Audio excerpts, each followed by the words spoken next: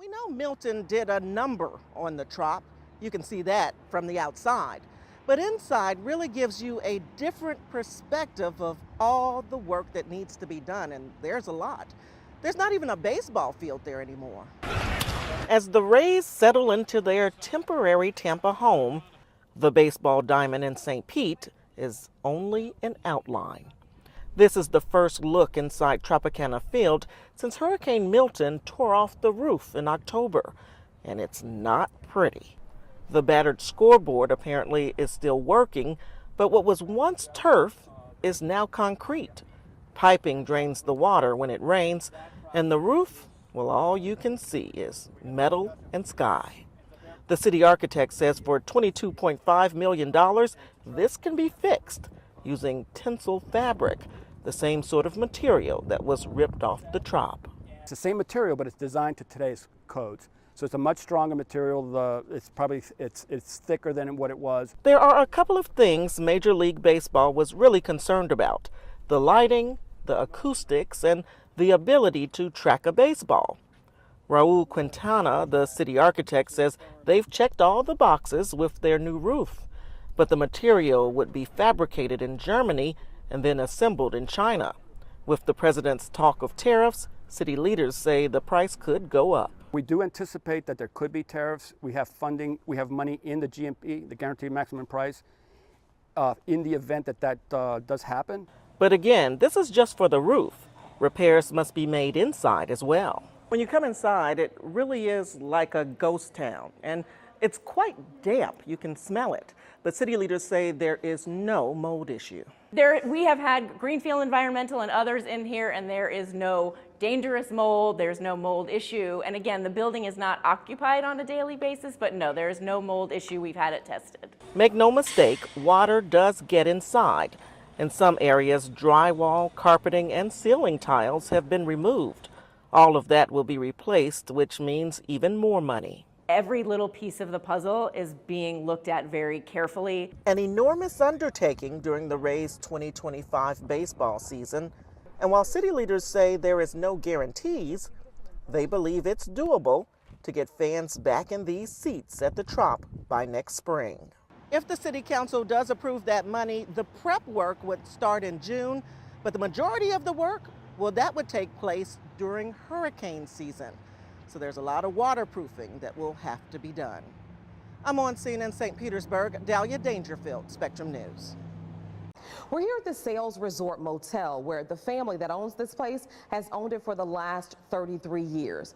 And this place has suffered a lot of damage. Take a look. The windows are shattered. The rooms here on the first floor are destroyed. But despite all this damage, the owners of this motel that is just a few feet from the sand say they plan to rebuild. Take a deep breath and then take a moment to focus on the beauty. So this used to be a whole wall. That's been Zanetta Cieslak's motto every day since Hurricane Helene destroyed her family's Sales Resort Motel on Reddington Beach. Just gutted it. They gutted the wall. It must have been with the French doors and the sofa, because that, it was sledgehammered, the whole thing. You can still see the frame of the French door that was knocked off the hinges by storm surge in this room. So that was a guest laundry, gone. Zanetta gave us a tour of her family's motel. Every room on the first floor had a similar fate. It was horrific. Doors were torn half off, the windows were busted in. Furniture was in our neighbor's house.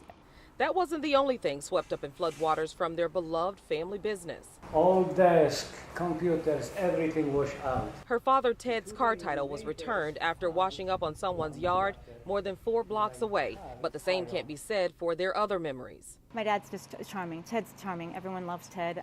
He's a great dad and everyone, the guests love him. So the kids would always draw little thank you notes. And thank you, Mr. Ted, we had a great time, or we'll see you next year, or whatever. And he had a folder of all these little drawings, and he would write down who did it, but that washed away. With the second floor rooms still intact and work already underway, Zanetta says there are some moments they were able to hold on to. We originally lived on the property.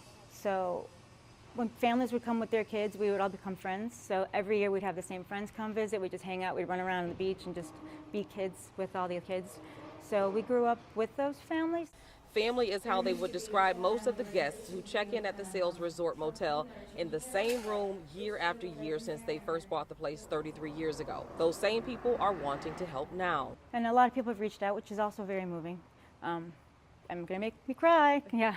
But yeah, people are they've been very kind. That kindness is also being shown through a fundraiser they set up to make up for the cost insurance won't pay for. With that and their determination, Zanetta says she's confident they'll reach their goal. On the bottom floor, do as many updates as possible, get the pool fixed up, the sunning deck, the landscaping, the rooms, of course, and then start renting hopefully early next year. That's the plan, if not sooner, but aiming for early next year. That's pretty ambitious. Yeah, you haven't met my dad. He's not a slacker. And there's definitely no slacking going on here. The owners say that they're doing as much work as they can physically, and then they're going to bring in some workers to help out. We plan on checking back in with them in the next couple of months once they open their doors and welcome guests back here. Reporting on scene on Redington Beach, Sandra Weathers, Spectrum News. There is a lot of damage here in Ranchero Village, but also a spirit of community.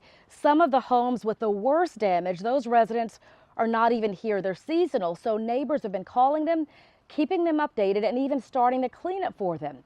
It's been a difficult day for everyone. Walking outside to a heartbreaking reality. There's no controlling Mother Nature. One like javelin type piece of steel that went into one of the bedrooms.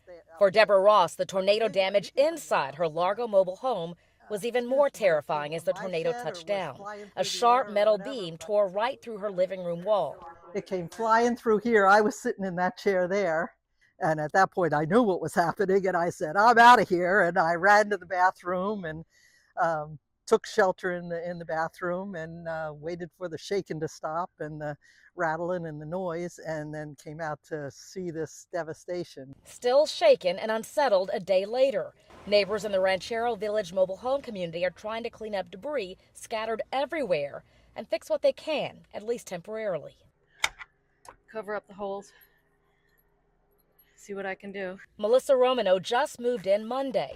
Her family of two, they ended up taking cover in the bathroom. I saw stuff flying, and then I saw siding like way up, and I knew it was a tornado.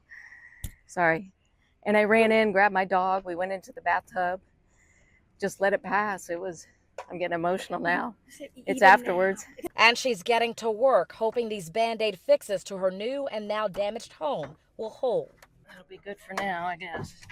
Getting more rain tonight. There we go. Residents say this is the path the tornado took, traveling several blocks in the community, getting stronger along the way. Jared Mushaven says this tornado was worse than Hurricane Milton for their community. I have other people's stuff sticking in my house. I have damage to the side of the walls and on my garage port and my truck and stuff like that. So, I mean, as long as everybody's safe and alive, I think that's the benefit of everything.